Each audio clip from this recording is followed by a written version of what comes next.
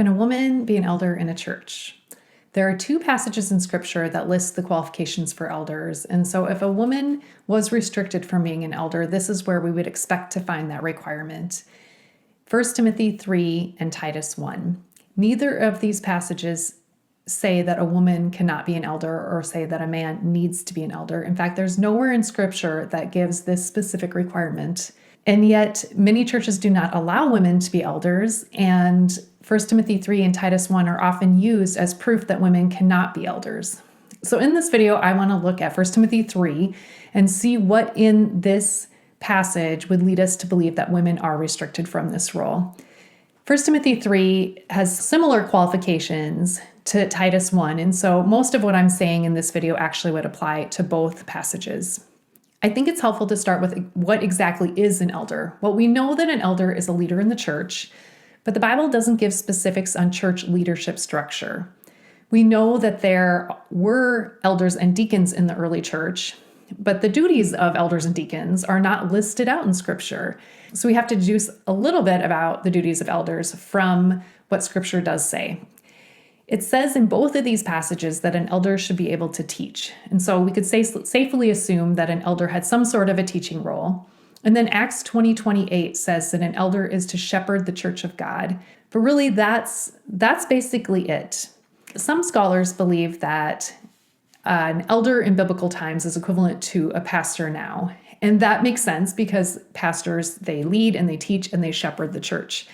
And the word pastor is actually only used in one verse in Scripture, and that's Ephesians 4:11, which gives a list of ministry gifts, including apostles, prophets, evangelists, pastors, and teachers. And it says that they are to equip the saints for the work of ministry. One of the arguments against women being elders or pastors is that there were no women elders or pastors named in Scripture. But there are no men that were elders or pastors named in Scripture either. And so this really isn't a valid argument. So let's look at 1 Timothy 3, and I'm going to read it in the NASV translation. I think it's helpful to read it especially for anyone who's not familiar with the passage and what these qualifications for elders are. And I want to note that in this passage, an elder is referred to as an overseer. Many translations actually use the word overseer. Some use the term bishop, some supervisor. All of these are interchangeable with elder. We just most commonly call this office in the church an elder today. So this is 1 Timothy 3, verses 1 through 7. It is a trustworthy statement. If any man aspires to the office of overseer, it is a fine work he desires to do. An overseer then must be above reproach, the husband of one wife, temperate, self-controlled, respectable, hospitable, skillful in teaching, not overindulging in wine, not a bully, but gentle, not contentious, free from the love of money. He must be one who manages his own household well, keeping his children under control with all dignity. But if a man does not know how to manage his own household, how will he take care of the church of God? And not a new convert, so that he will not become conceited and fall into condemnation incurred by the devil. And he must have a good reputation with those outside the church, so that he will not fall into disgrace and the snare of the devil. So I'm guessing you may have noticed that in this passage, an elder is referred to as a man. And there are lots of masculine personal pronouns referring to an elder as a he and a him. But all of those masculine personal pronouns are not in the original Greek. This isn't just this translation, it's many of our English translations. And just to give you some examples, the New King James Version has 8 masculine pronouns, including referring to an elder as a man 2 times. The ESV translation uses 9 masculine pronouns, and the NIV translation uses 10 masculine pronouns. None of these are in the original Greek. This passage starts out in this translation saying, if any man aspires to the office of an overseer, he desires a noble task. But in the original Greek, it says, if anyone aspires to the office of an overseer, anyone includes men and women. So what in this passage would lead us to think that an elder is a man? In verse 2, it says an elder must be the husband of one wife. Some translations say faithful to his wife.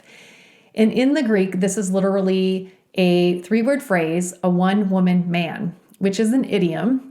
And there are differing opinions about what this idiom means.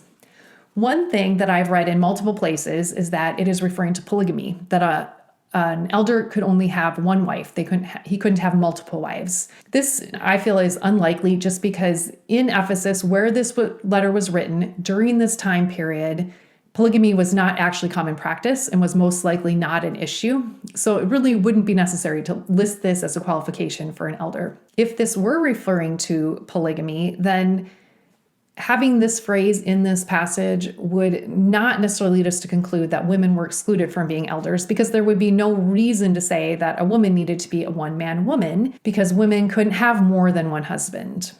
But later in 1 Timothy, a couple chapters later, in chapter 5, there's this list of qualifications for widows that are going to be supported by the church. And one of the qualifications for these widows was that they would be a one-man woman.